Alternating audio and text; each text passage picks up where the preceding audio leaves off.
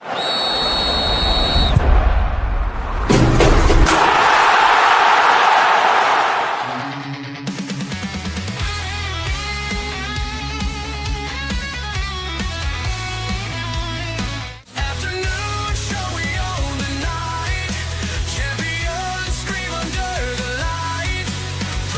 is a great honor for every fan of the Dallas Cowboys. I'm honored to be in the NFL.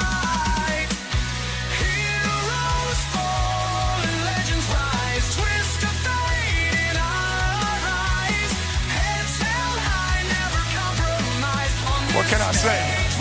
Mamba out.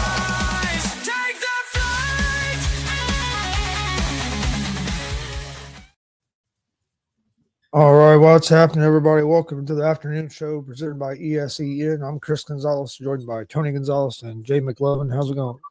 Going good. Oh, yeah, it's doing good. We finally made it back to 3-4 for the Astros. There is hope that we can get back to 500.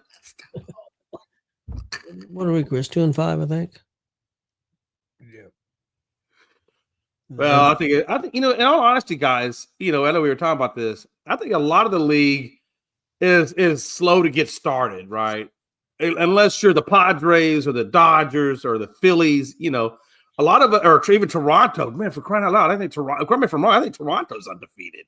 Well, not only you said talked about the Dodgers and the Padres.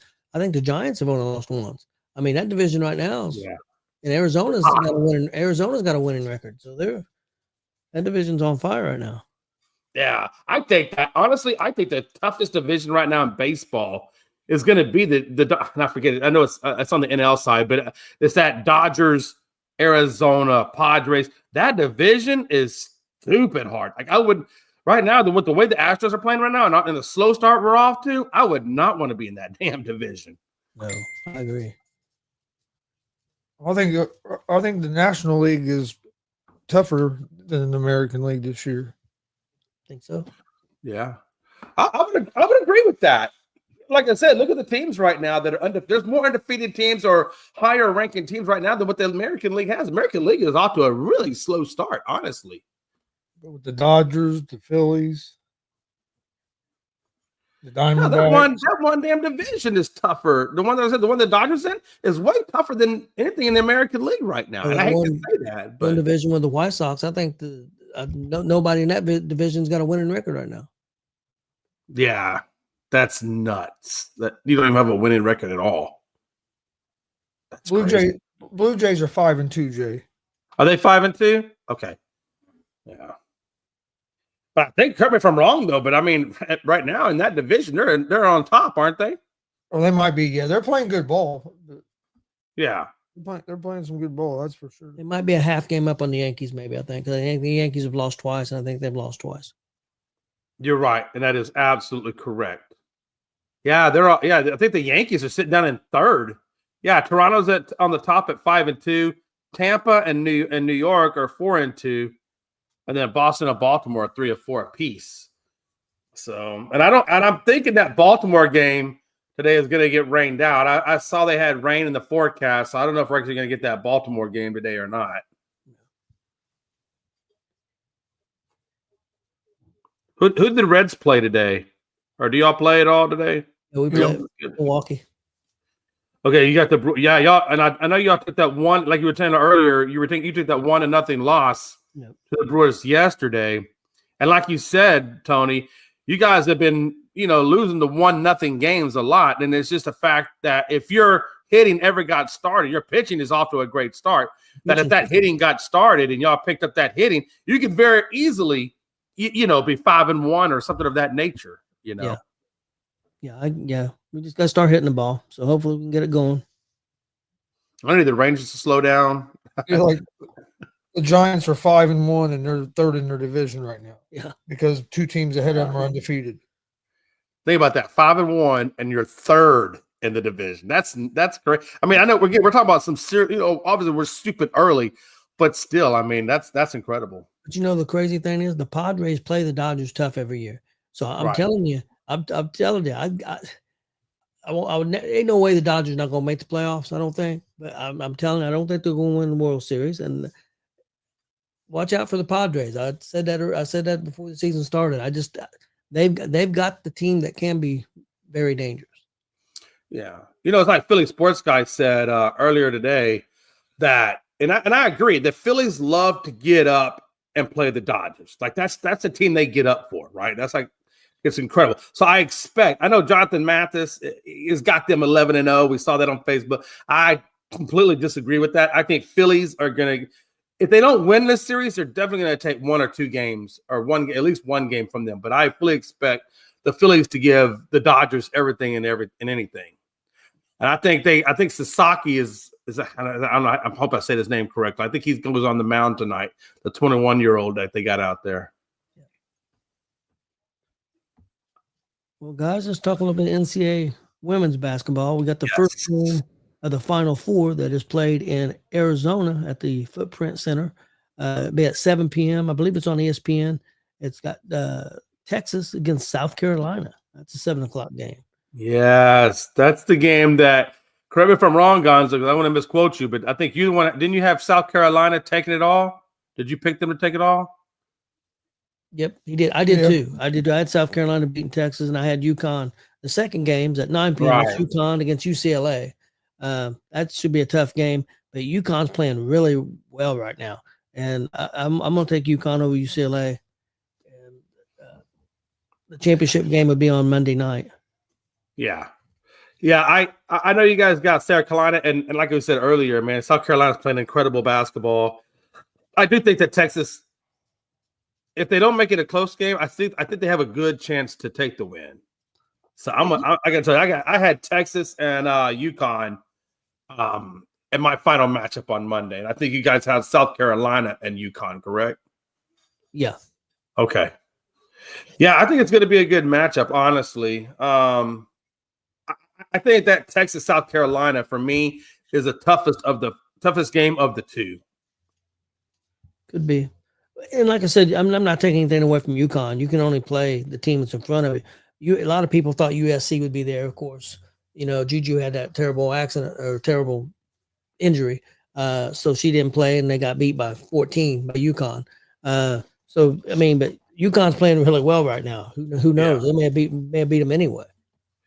In actuality, Texas is plus 5.5, and South Carolina obviously is minus 5.5. So obviously they're picking UConn, or they're picking South Carolina as well. I think everybody's going South Carolina. And that's why I want Texas to stand up and say, "Damn it, you're Texas! Defy the odds." I don't know if that's going to happen, but I hope it does.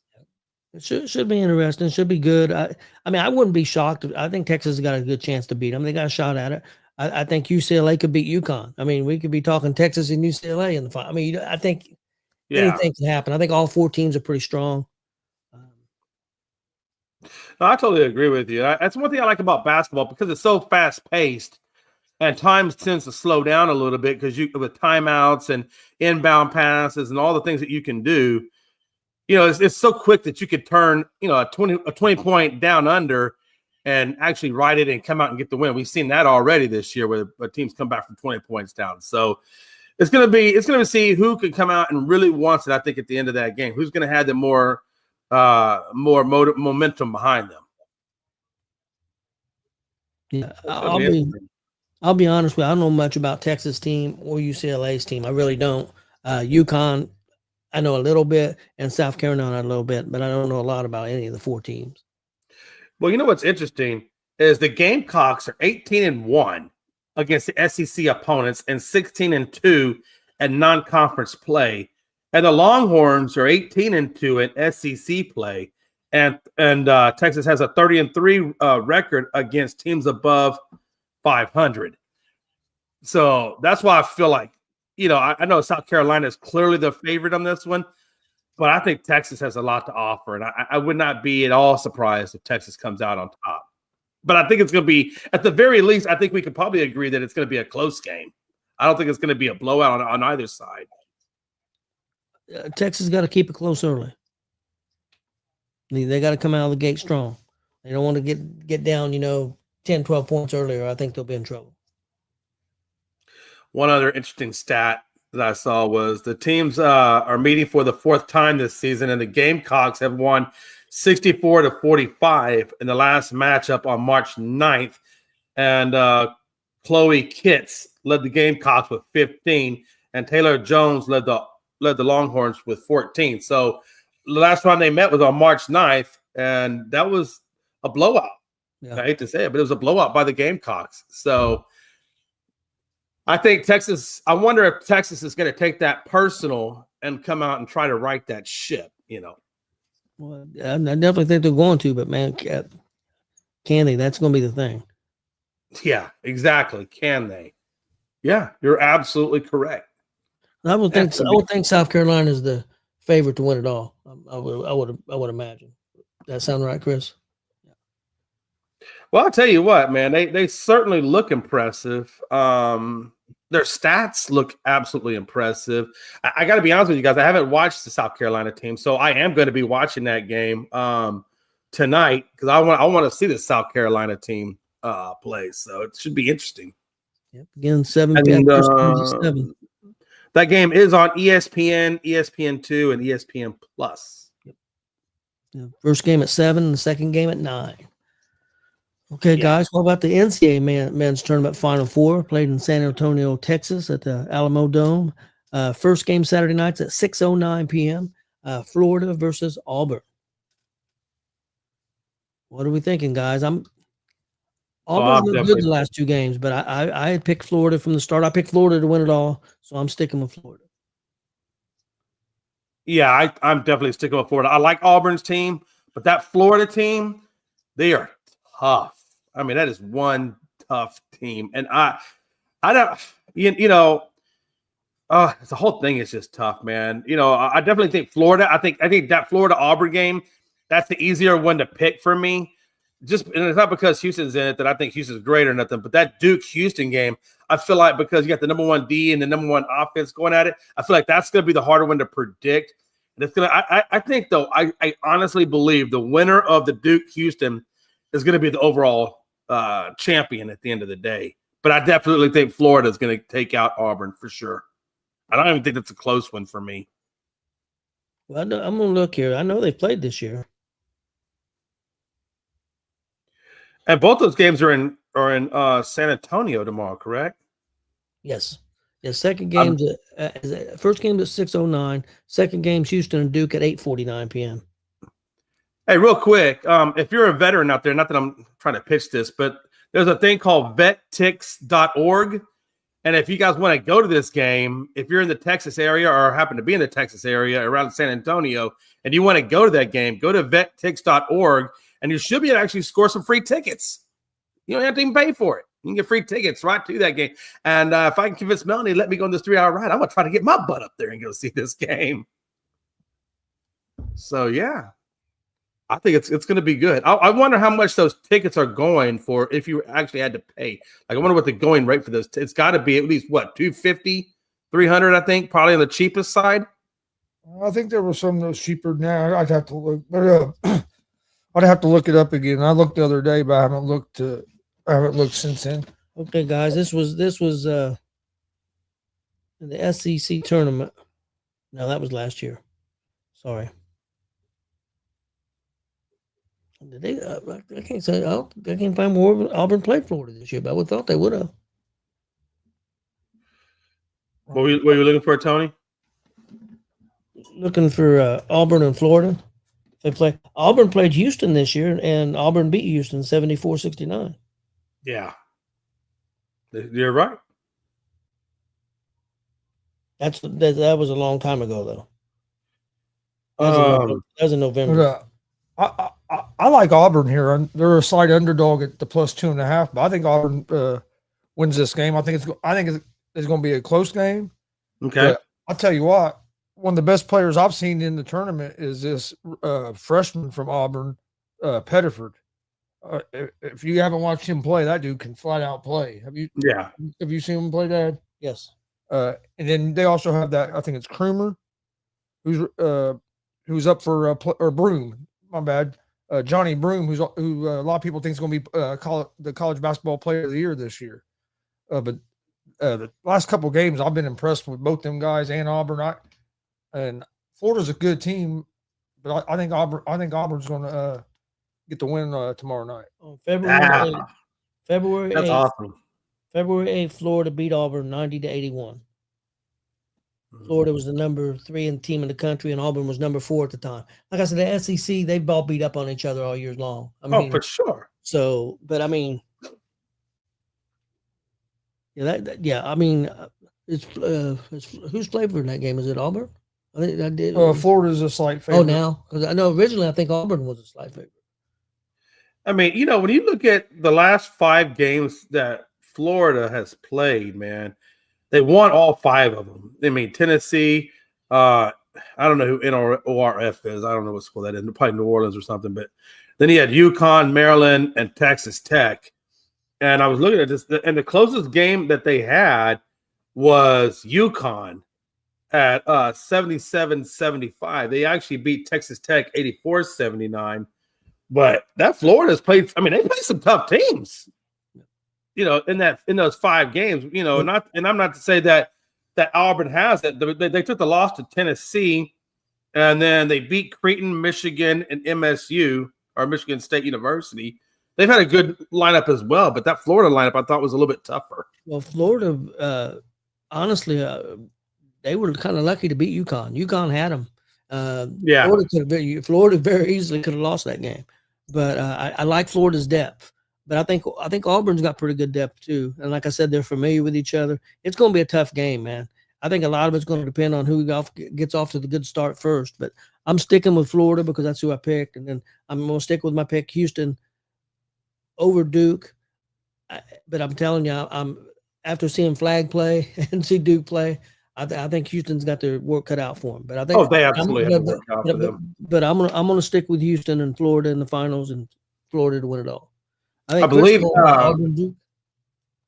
Chris is going Auburn to Duke. I think Duke's going to beat Houston. Do you think Duke wins it all, or do you think Auburn wins it all? I haven't made up my mind yet on that one. I'm leaning toward Duke. I think probably Duke, but I think Auburn can match up and it'd be a real good game. But I think, correct me if I'm wrong, but Flag did pick up AP Player of the Year, didn't he? If I'm not mistaken, I believe he picked up the AP Player of the Year. I think you're right. I don't know. Let me ask you: would this, if SEC had 14 teams in the tournament, and if they don't get a champion, do you think that's considered unsuccessful? I don't know. Just because they had so many teams go deep in the tournament, so it wasn't like they all got we got all these guys in the tournament. But they got knocked out in the first round. I mean, they had seven teams in the Sweet 16. Yeah. So I mean, they had a lot of teams advance to that second weekend. Don't get me wrong; they wanted that. They want one of their teams to get in that. Yeah. But they have two or three teams in the Final Four. 2. Yeah, you have 2 teams in the Final Four, so it's hard to say that you don't. It's hard to say that it's a failure if you don't get a championship, but. Because there ain't any other conferences can say they got 2 teams in the Final Four right now. Big Ten had 7 teams in it and didn't get nobody to the Final Four. Yeah, I tend to lean towards what Gonzo's saying. When half of the Final Four is SEC, I mean, it's hard to look at that as a failure. I do think that their odds are probably the best at, if you want to look at it from an odds standpoint, the fact that they got a 50% chance that division of everybody else to get the winner of the finals, and you don't get it. I mean, if you look at it from that perspective, then it could be looked upon as a failure. But if you looked upon it as, well, we got 50% of the Final Four, if you look at it from that perspective, then it's not a failure. I think it just matters of what your perspective is as to whether or not, it's a failure or not a failure. They almost had 50% of the Sweet 16. They had 7. Yeah, you're right. They did. By the way, I was right. Flag is the 4th freshman to be named AP Player of the Year. That's a pretty impressive feat. Well, he'll be if he goes in the draft, will he be number 1 pick, Chris? I think he'll be. I didn't know if there was any. I know because sometimes there's foreign players. I didn't know if there was anybody really setting the world on fire right now. Over there. I'm curious to see where the only thing that sucks for the SEC, what sucks for the SEC is you got two teams in the Final Four, but they're playing each other. Yep. You would rather your two teams be separate, so then you had a better chance of one of them getting in the finals, because now you're knocking one of them out. Yeah. Well, you're guaranteed one of them's gonna make it. You're guaranteed one of them being in the championship. They could have both been on the other side and then not made it. But the other way, you could have maybe. Yeah, you could have two. But this way, you're guaranteed one. But you're knocking. I like how you're guaranteed one, Chris. You're guaranteed one. You're knocking out one of your own conference. They'd much rather have it the other way, where they could have been trying to knock out the other conferences, because if they could have had all SEC finals. Yeah. Well, I will say this to support what Chris was saying about having the SEC team split. I would say that earlier. I thought it should have been, Auburn, Houston, Duke, Florida, or, vice versa. I thought that way I really felt like if Duke and Houston came together, I thought that was going to be one hell of a finals. But, yeah, if I was SEC, I would want those guys to be split too, just so you can have an all SEC finals. That would have been hella fine. By the way they had it seeded, they got it right, because they had Auburn as the number 1 overall seed. They had, I think, Duke 2, Houston 3, and Florida 4. Wasn't it? I think that's how they had them seeded. Yeah, that sounds about right from what I was hearing. I wonder. Let me go back real quick. Let me go back to that one game. Houston. That's what I wanted to look up. Roster. That's what I wanted. Hell, the game don't start almost 9:00 tomorrow night. It'll be 9:00. It says 8:49, but when do they ever start on time? That's crazy that it's starting off so late like that. Well, it's a Saturday, and the other game don't start the other game until a little bit before 7. It says 6:09. What it says, but I'm kind of curious to see where J1 Roberts. I was trying to find out what his point total was. He's having an average year, right? About 10, a little over 10, almost 11 points, 6 rebounds, almost 2 assists, 50%. He's a 50% field goal shooter. I'm kind of wondering where he's going to go in the draft, because he's a senior this year, and he's been with the Cougars for what I think he's had a numerous Sweet 16s, and I think this is his second Final Four that he's been involved in. So I'm kind of curious to see, and he's been a big leader on that team. So I'm kind of curious to see where he's going to go in the draft. Yeah, according to the guy that was on there today, he didn't think that Houston had any of the guys on Houston's team this year were going to be lottery picks in the draft. So he didn't think any of the guys off Houston's team was going to be picked in the top 13. As well as I forget who it was, but it was on McAfee's show earlier today. A guy they had on there that was talking about college basketball. I missed that part. I was looking to see how many seniors they got in. I mean, well, that are coming out. Seniors, yeah, Cryer, who's a senior. Javier Francis is a senior. Obviously, J1 Roberts. And my stupid thing messed up. But yeah, I'm curious. I mean, they don't. Oh, there we go. And then Ramon Walker and Malik Wilson. Those are all your seniors. I'm surprised they're not one in there. But I mean, again, this is a pretty good class of people that are coming in the draft. So, I think Houston's got a lot of good players, but they may not be at the elite lottery pick level, maybe. I agree with Frankie. SmackDown's more important. I'll be watching SmackDown, but I'll have my phone on the basketball. We're in Chicago tonight. CM Punk will be in Chicago. That place is going to be rocking. Oh, yeah. What a time. Just out of curiosity, what channel displays SmackDown? Is that a Peacock or is that a... No, that's going to be USA. On USA? Okay. I think I got USA Network on there. Yeah. Jay, one thing real quick. Well, we'll switch over to the Warriors and Lakers here in just a second. But one thing I've seen today, since 2023, the Houston Rockets lead the league in most technical fouls. Yeah. Most people disqualified. Most coaches' technical fouls. And there was another one. It was all. I mean, what the hell's going on there? They got a bad attitude, or what the hell's the problem over in Houston?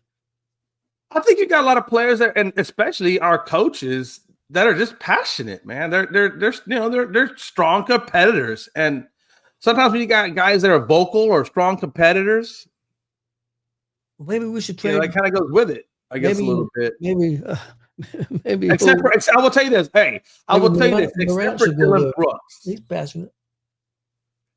I think Dylan Brooks, obviously, he got. I think he got a suspension because I think he picked up his 16th technical. Yeah. Technicals could be anything. A lot of times it's verbal. There are a few times when it's physical. I think Dylan Brooks is a big talker. I think we all know that Dylan Brooks is a big talker. So it doesn't surprise me, that he's led the team in technicals. Joe, real quick, let me answer this question. SmackDown Out of the Country is on Netflix. If you're in the United States, the only place you can see it is USA. So go to Dubai and you can watch it on Netflix. But if you're any other country, it's on Netflix except for America. You have to watch it in USA. That's right. USA. I'm sorry. Okay, guys, what did you think about this Warriors and Lakers game last night? I'll let y'all start that one. Warriors won 123-116. Thing that stood out to me, and I don't even know if I can pronounce this guy's name, the guard Zeminski had 28 points, 8 rebounds, and 6 assists, man. Where did this dude come out of for Golden State? And Butler only had 11 points, 4 rebounds, and 2 assists. Of course, Curry went crazy with 37 points, 3 rebounds, and 6 assists. Well, I think, again, Butler, I think he's a huge addition to that Golden State team in terms of just, like when a team is asleep and they're just kind of going through the motions, kind of what Golden State was doing before Butler got there. Like, they weren't bad by any means, but they weren't fully energized or fully bought into, we got a shot this year. And I think when Butler got there, even Draymond said that when Butler got there, it just put a breath of fresh air and gave another scoring option that took over for Clay. Yep. And now you got this big three again, right? Originally it was what? It was Draymond, Steph, and Clay. Those were the Dub brothers.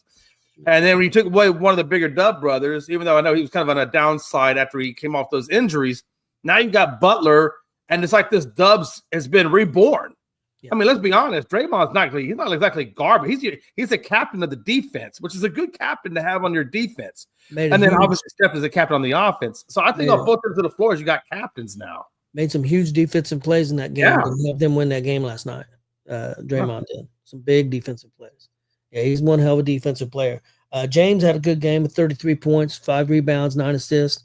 Reeves had a hell of a fourth quarter. 20 points in the fourth quarter alone, had 31 points for the game, 6 rebounds, 3 assists. Doncic only had 19 points, but he did have 8 rebounds and 7 assists. Not his best game. I still thought he played, decent. But the thing that stood out me in the statistics was their starting center had like 2 points and like 2 rebounds. They're not getting enough play from their big guys. I don't know. You got a guard leading the team in rebounding. I know Doncic's not your normal guard, but still, other guys got to step up and help. Well, they asked a question earlier. I forget what show I was watching. I don't know if it was McAfee. It was one of those shows. And they were asking Draymond about the Lakers and if he thought the Lakers had a big three. And he said, if you'd asked me about AR-15 last year, I would have said no. But this year, this is not the same AR-15. This guy is playing at a different level, at a different speed. And I think he's shown you that. So, yeah, you actually do have a big three now with LA with AR-15, Doncic, and James. But the problem is you got like Jackson Hayes, who kind of sometimes gets forgot about on that team. And, he hasn't really been putting up the big numbers. He's not even really putting up any of the rebounds. And this is your center. For the love of God, man, if you're not going to score, that's fine. I don't think you have to be a scorer so much on this team. But you definitely got to be getting the rebounds. That should be your number one. Like, you should be putting up at least 10 or more rebounds. And I think that's what it takes to get to that next level. That center position at Jackson Hayes, if you had to ask me where the weak point is, I would say probably the first weak point on the Lakers is their bench. I don't think they have nearly as strong a bench. But if you ask me the second weak point, I would say is that center spot. Yeah. Which, God forbid, if they have to go up against Joker, that could be a big thing. I've got a prediction I'm gonna make now. After watching them play and the way they've been playing and looking at statistics, and of course, this was with any team, if they stay healthy, I'm picking the Warriors to make it to the finals. You know what? That's not far-fetched. That's not even close to being in the realm of far-fetched. That's very realistic. I told you earlier, I felt like Golden State has a very good shot to get to the finals. Yeah, I think they're going to make it to or the not finals. the finals, the Western Conference Finals. I'm saying to the finals. They'll be meeting. I hope the Pacers, but I worry about Boston and Cleveland. But of course, I worry about Boston. They're the defending champions, so somebody beats them. Oh, for sure, to be beat. So for sure. But yeah, I really liked what I seen out of the Warriors last night, and looking at the statistics, how they've played with Butler. And I don't know. Yeah, I didn't watch much of the game. I didn't watch any of the game last night. To be honest, so I don't have much to say about the game last night. But the Warriors are definitely trending in the right direction. I know a lot of people was on Luka because he didn't have a great shooting night last night. That they're kind of blaming that loss on him. It's hard to blame a loss on one guy like that, but especially when he had 19 points, it'd be different if he had 3 points. He had 8 rebounds. I think he led the team in rebounding and had 7 assists. Well, I think the biggest thing for Luka, and I think probably why he's kind of garnering some of this attention, is a couple of reasons. Obviously, the most obvious one that people are going to say is, well, you traded Anthony Davis away for him. This is supposed to be your guy that comes in. It's supposed to be Luka's team that he's going to be taking over. So I think Luka takes a lot of heat for what they expect out of him and where they expect the future of the Lakers to go after Bron retires. So I think they put a lot of heat on him in that perspective. But if you look at this game and take this game as a whole, he went 0 for 6 at the three-point line. Come on, man. 0 for 6 guy. I'm sorry. I am going to hold you a little bit responsible. Not all of it, but he's definitely a good part. Okay. But what about the role players that went 1 for 10 on threes that he – sure. Wait a minute. Can I finish? Go ahead. I'll go ahead. No. I apologize. I hate that, dude. Can't even finish a sentence. I apologize. Go ahead. I apologize. He could have had 4 or 5 more assists to guys on that team that missed wide open shots that he got them by passing the ball. So it's hard to say that he's the sole reason they lost that game. Yes, sir. Yeah, I think he's won some games for him this year that he's carried the load. That game, I mean. He didn't have his best shooting night, but when you still you lead the team in rebounding and you're second on the team in assist. LeBron had a good night on assists with 9, but he had 7 assists, 8 rebounds. I don't know how you can blame it on him. I mean, to me, it's a team loss. Anytime you do it, it's a team loss. But I mean, it's just, I mean, you go look at the other numbers of the players on the team. Nobody stepped up. Reeves didn't play well to the fourth quarter. I mean, he had 11 points going into the fourth quarter and he scored 20. So he had a hell of a fourth quarter because he was knocking down threes. So he stepped up, but he's a little inconsistent at times too. But he's getting better. He's going to become a star, I think. I was just like, it's been a couple weeks ago when the Lakers played the Pacers. LeBron James didn't score hardly any in that game, that whole game, and then they end up winning that game because of that last 10 tip-in by him. But if they'd have lost that game, all these fans wouldn't have been blaming LeBron that the Lakers lost that game because he only had 11 points because he had the assists and the rebounds and everything. Yeah. But Luka gets 19 points and everybody wants to blame it on him. It was even I seen it last night and I didn't like it. Windhorst, he was putting the loss on Doncic. Windhorst going to try to get. Yeah, he's trying to get back. He's trying to get back on LeBron's side. Yeah. You know what I mean? LeBron said he was weird and he wasn't his best friend, so he's trying to get back on LeBron's good side. I just felt like that's what I was saying earlier. Like when I was saying, like I felt like the 2 biggest weaknesses on that team today was Jackson at the center position and the bench and the lack of scoring from the bench. So I totally agree with what you're saying, Gonzo. I totally agree about that bench, and that's what I'm saying. Like, you can't put all of it on Luka. You can't. It's not fair. I'm just saying. All I'm saying is that when you got a guy that is supposed to be the heir apparent to him, I feel like that's why a lot of people, not necessarily myself, but a lot of people give him so much crap. Oh yeah. But I will say this: I thought it was interesting that Butler went 4 of 7, and that's all the shots he got was 7 shots. Like, this is like your number 2 guy on your team, and you got I can't say that guy's name, Podzinski or whatever you want to say.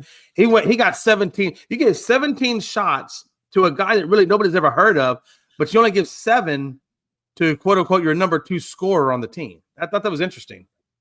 I just think that's the way the game. Buddy Hield didn't score at all.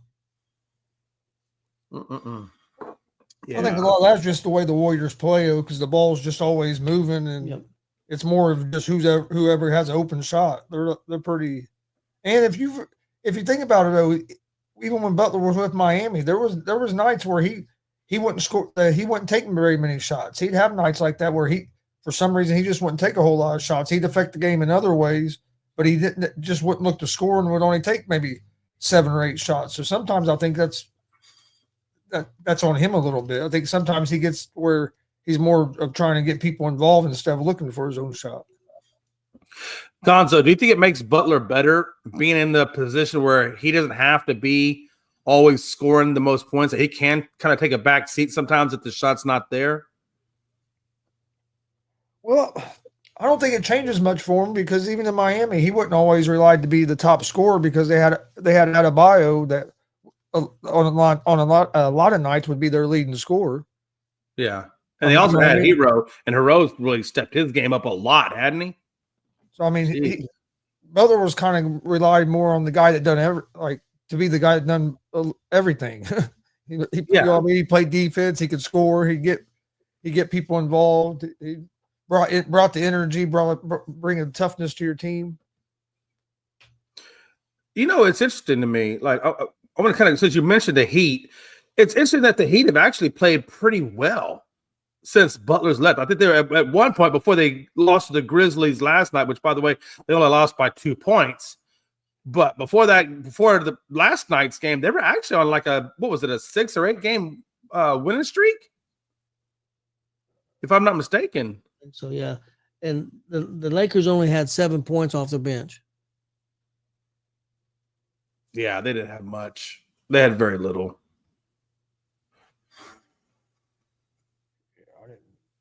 I didn't watch any of it, so I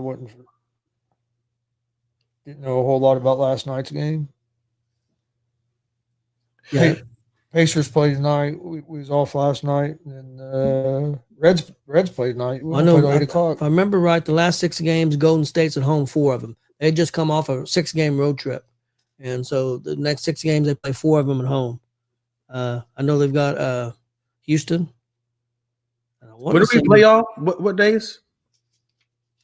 I don't know what days that game is, but I know you guys. I know you have, because Joe said that. But you guys got Golden State and the Thunder coming up. Yeah, Golden State. Yeah, we got Golden State. We got the Warriors, and then there's some other team in between that, and then we go back to LA for the second game of that LA series, which I think that's going to be a huge one, because we literally play LA right before we go into the tournament, or right before we go into the playoffs. And literally, if we have to face Lakers at some point, and we've already lost to them 2 times, even though they're both on the road, I don't know how much of a factor that's going to play into our series with them. You play the Thunder tonight, Jay. Is it the Thunder tonight? And see, listen to this. The Nuggets, I figured that's... The Warriors coming up. They just played last night. The Warriors have to play the Nuggets tonight. That's a tough back-to-back. Lakers and Nuggets. That's a tough back-to-back. They are at home, though, tonight. And then they play Sunday against the Rockets. Yeah. Tuesday against the Suns. Wednesday against the Spurs. Then the Trailblazers. And their last game is April 13th against the Clippers. So you guys play the Clippers right before you go into the playoffs. Golden State does. Oh, Golden State does. I apologize. Yeah, Golden State, yeah.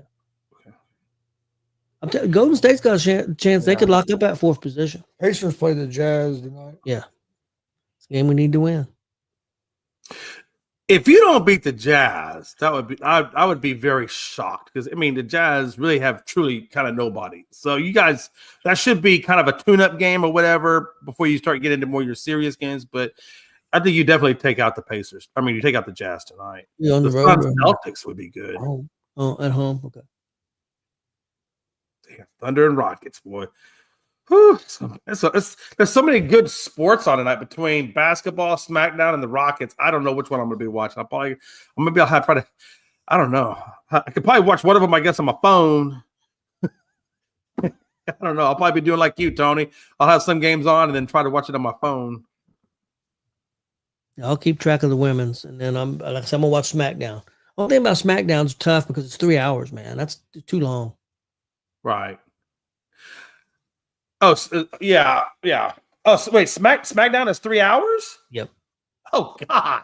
Yeah, it's gonna be till I think after WrestleMania, then they're gonna go back down to 2 hours. Oh, wow. That's a marathon. That's not even a show. That's like a marathon. It is. I'm gonna have my lunch and my dinner while I'm watching SmackDown. Yeah, Triple H says it's rough to write for 3 hours. He said to put that together. He said it's tough. He said the wrestlers like it because more wrestlers get on TV.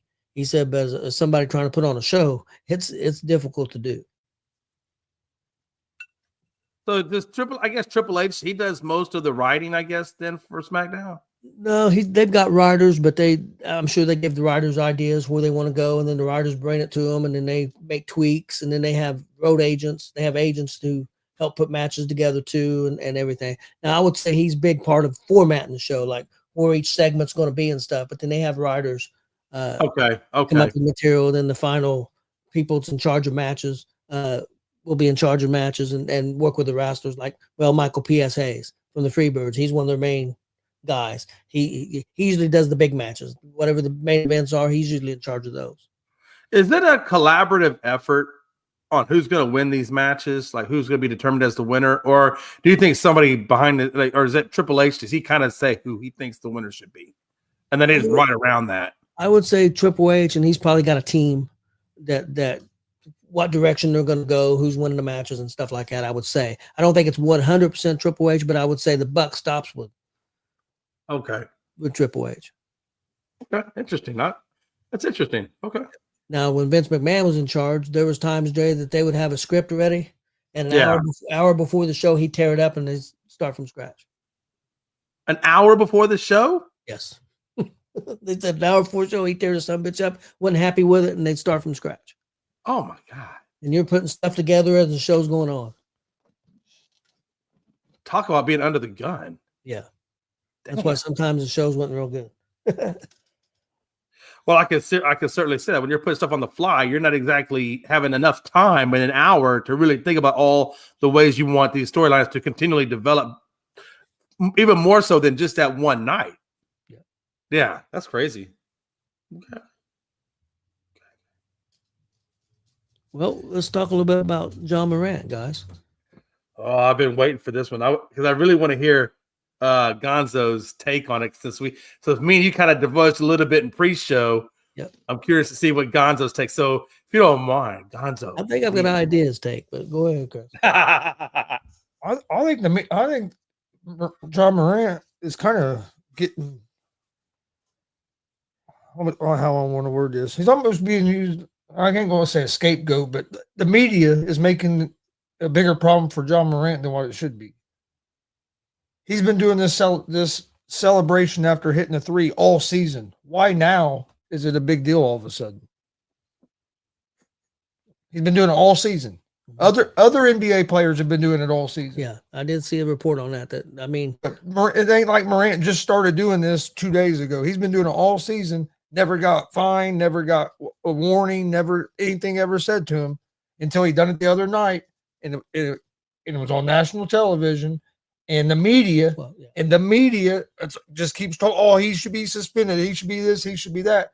Now it's kind of forced the NBA into finally end up giving him a fine, which they haven't suspended him or nothing. But why all of a sudden the big change? It was okay for him to do it all season. Yeah. Now the worst thing in the world. Well, like I just don't make no sense to me. Saying, to me, the media is making it a bigger deal than what it should have been. If the media wouldn't been covering it like they are, nothing would even hardly ever got said about it. I guarantee most of the people that were in that arena watching that game, they wasn't offended by what Morant done. Did you see who did act like he was offended and start bitching about it? Draymond. Yeah. Draymond started bitching to the, which he had one of his players doing it too, though. I don't know if he knew that at the time, but he probably didn't see that, but he had one of his players doing it too. I seen that Shams on McAfee show, and they were talking about it. And he said, yeah, he'd been doing it all year long. This wasn't a first time thing. Been doing it all year long. They're not on TV a lot, so it's not got the coverage. Got on that game. It was on nationwide TV, and they made a big deal out of it. I kind of agree with McAfee. Look, are they probably targeting you? Are you probably getting shit maybe you shouldn't get? He said, maybe. He said, but look, you're an NBA player making a lot of money. Forget about it. You just got, just forget about it and do your thing and quit doing the shit and just forget about it. He said, and that's what McAfee said he needs to do, or he's going to get himself in real trouble. But that's what McAfee, and I kind of agree with McAfee's day. I mean, I'm not saying that what he's doing is super. I seen the videos. What he done last night that they're making a big deal out of. It wasn't even. I don't know, but yeah. I think you're not wrong, Gonzo, in your take. I think your take is spot on. I think that they probably are. I think it's 50-50. I think 50% is ownership of Ja and 50% is ownership of the media. And the reason why I say that is, when Buddy Hield did it, and then he did it, Silver pulled him into the office and said, okay, guys, hey, here's your warning. It's a warning. I'm not going to slap you. I'm not going to do nothing to you. It's a warning. Okay, cool. Roll out. I'll figure out another gesture to maybe both deuces or something.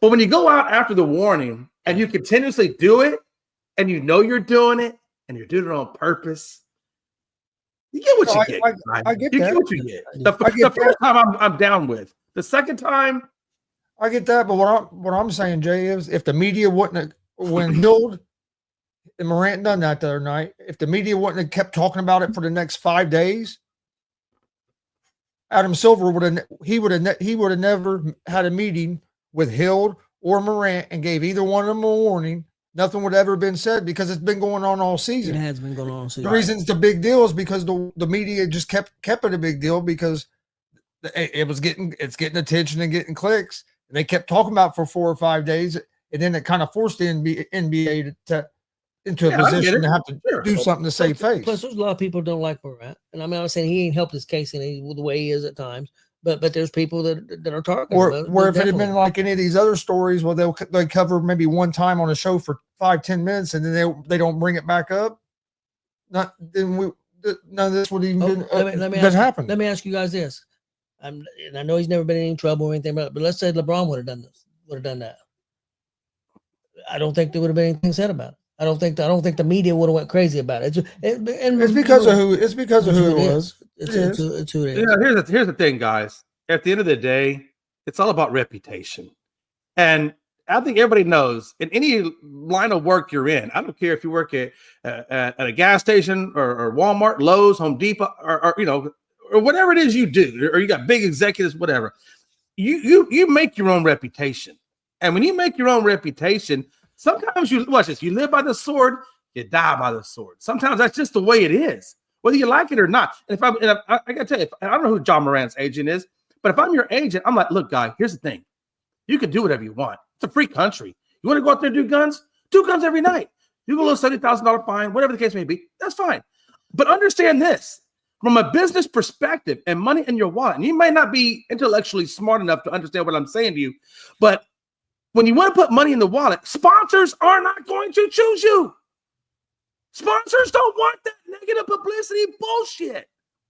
So smarten up. Stop doing this and start doing this. So maybe make that your gesture, because I'm about to make this money. Yeah, because the more time you get in trouble and the more time you get negative publicity. Now, there are those that say negative publicity is always good publicity. But I think in a sponsorship role where you're trying to get the Quan or you're trying to get the shoe deal or trying to get whatever, they don't want to see this. And that's just business. That's just business. He's a really good player, too. He is. He's an exceptional player. Okay, but you say it's because of his past or whatever. I forget what word he used. But what changed in that? In his what word did you say it was? It was because of his reputation, but okay, yeah, for reputation. Okay, Yeah. How did his reputation change from the beginning of the season to now? Because he's been doing it all season. But I guess the point, I understand what you're saying. If you're going to do that to him because of his reputation, you should have been doing that at the beginning of the season, not until right before the playoffs. Right. I understand. No, the things you're saying, I totally agree with. I don't disagree with anything that you're saying. I don't. Do I say the media is targeting him? I do. Do I think brandishing a weapon set him up for that, made him a target? Hell yeah. It is what it is. He got labeled, and he's going to stay labeled until he changes the way he operates. Is it right? Probably not. Is he going to get picked on? Yeah. Did he bring it on himself? Yes. I'm sorry. It is what it is. If you don't like the way life works, don't do stupid shit. Sometimes you don't even have to do stupid shit. You know, and it's why. You know why she said if LeBron goes out and does this, are they going to? Probably not, because LeBron doesn't have that reputation. LeBron has founded schools. He's given money. He has built his brand. LeBron, Michael Jordan, all the guys like that, they built brands. What kind of brand has John Morant built? He's built a brand of doing stupid shit, and nobody's going to link up their wagons to somebody who does stupid shit. My thing is, though, if we're going to start finding people money for stuff like that, we need to change. We need to change the media needs to change the way they cover the sport of basketball. No more 3-point, no more 3-point shots, because shots refers to guns. No more. Hey, no more. This guy's a sniper. Wait a minute. No more. This guy's a sniper when he's nailing threes. No more snipers. I mean, hold on, explain to me. In the new Happy Gilmore movie, Shooter McGavin better not be in it because he can't. Oh! He can just say shooter. I mean, let's take away Call of Duty, and if we're gonna go Call of Duty, just take away guns and make it illegal. Hey, maybe John Morant can get hold on a minute, Gonzo. Hold on. I did explanation because you said something and I didn't understand it, and I just wanted to get clarity on it. When you talked about the 3-point shooting.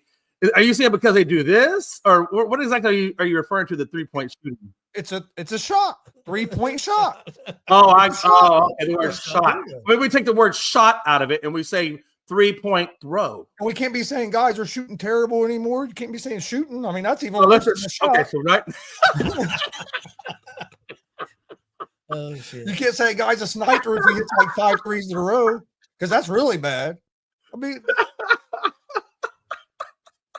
Yeah, you can't say he's killing them tonight. Oh, no, he didn't just say that word. No, look, guys, at the end of the day, everybody knows it's all a business.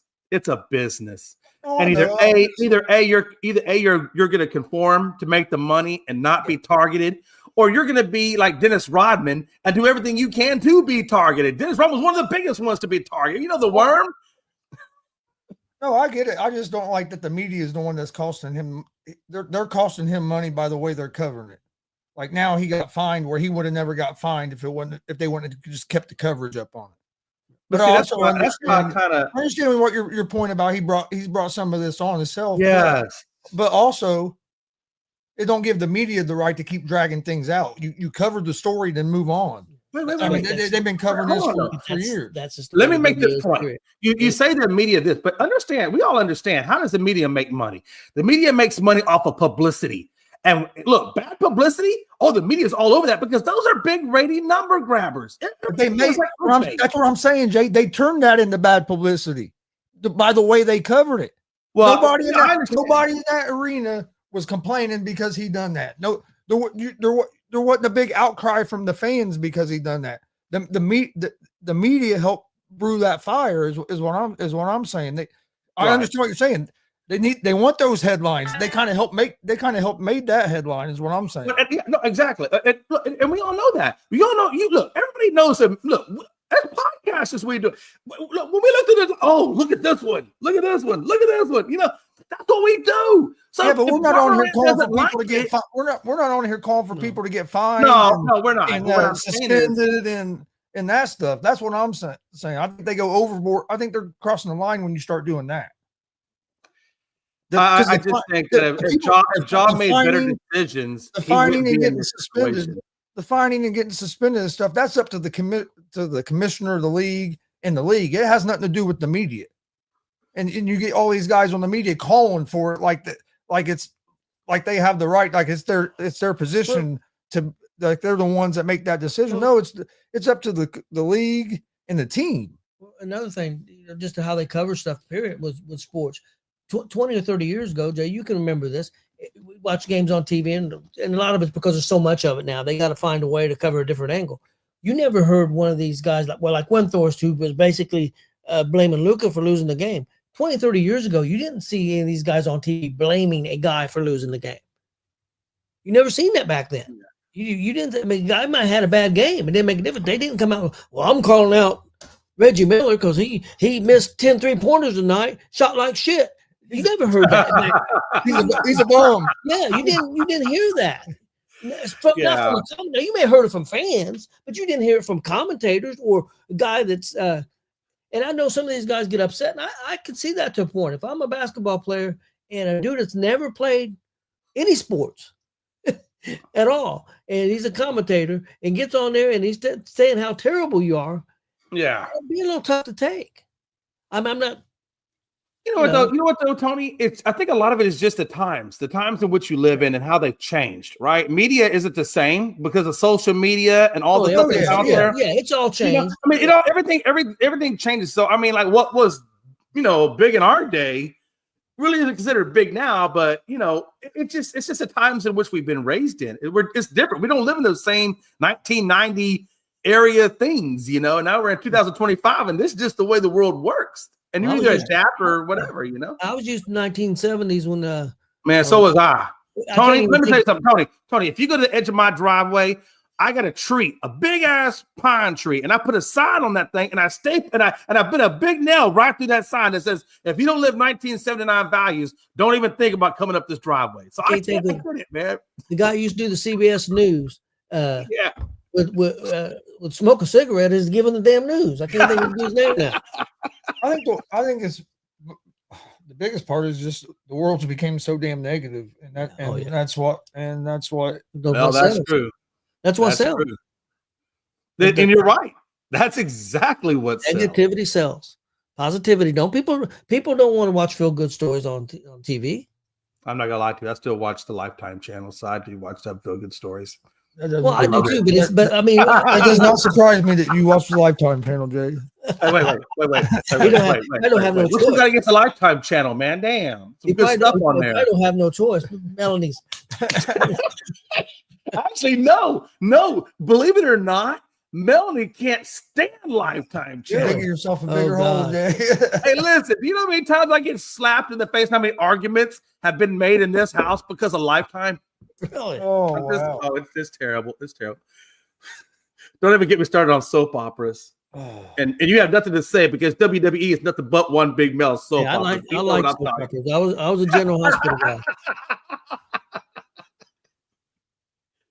Man, yeah, I love the Lifetime. By the way, I'm sure there's other men out there that watch the Lifetime channel that are going to see this show. Power for the people. Just saying. Joe probably don't know what that is. So I drink wine and I got bitches. He said, I don't be. Hey, Joe got that vino. What do you say? I got that mad vino. Yeah. Oh man. Well, you guys better get out of here. Good night. Yep. Well, yeah, Jay, you have anything else before we get out of here? No, at the end of the day, I think we've said everything that needs to be said, and I just want to say one thing. I got two things to say. Number one, I'm so thankful that I didn't piss Gonzo off to the point where he stood the fuck up and walked out. I just want to say, I personally am thankful for that. I really don't know, Gonzo. I want you to know, I gauge your anger towards me by if you get up and I see that little vein that goes like here, if it pokes out, oh, I know I done got you real bad. So I'm just glad that I'm going to walk away from the show and you're still my friend, number one. And number two, if you guys are going to hang around and hang out with us on ESEN, we got Carson Clay, local country musician coming up the ranks. He'll be on the show, the Whiskey Hour at 3 p.m. Central. So hopefully I'll see you guys there. Other than that, Make sure you give Gonzo Sports Room a like and subscribe. Make sure you give ESPN a like and subscribe. And let's do a voting poll to see who really does like the Lifetime channel. Hey, I got something real quick. Hey, the milk carton thing's not working. I still ain't seen it, Logan, back on here. So the milk carton thing's not working. So we've got a big board at Walmart that they put missing people on. I'm gonna get a picture and put Logan on that missing board. I can make one of them T-shirts like I did with Stevie's face. Where's Logan? Yeah. Where's Logan? Have you seen this guy's been missing for so many days and all this stuff? Yeah, I made a T-shirt that had my cousin on it. It said missing, and on the back it said if found. And Please call it found contact. It said at Gonzo Sports Room. Yeah. Hey, there's a couple people that bought them that wear them around Boots that wear them here in town. I love it. Yeah. It's funny. Not That is Waldo. freaking Where's beautiful. But where's Logan? Logan. Get also, behind the desk. Also, real quick before we get out of here, with the Gonzos, we're starting a new wrestling show on Thursday night. So we start next Thursday at 8:00. Yep.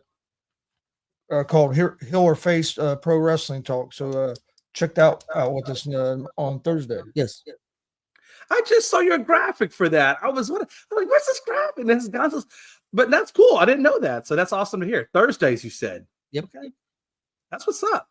I'll be listening, chiming in, pissing Gonzo off. It's gonna be great.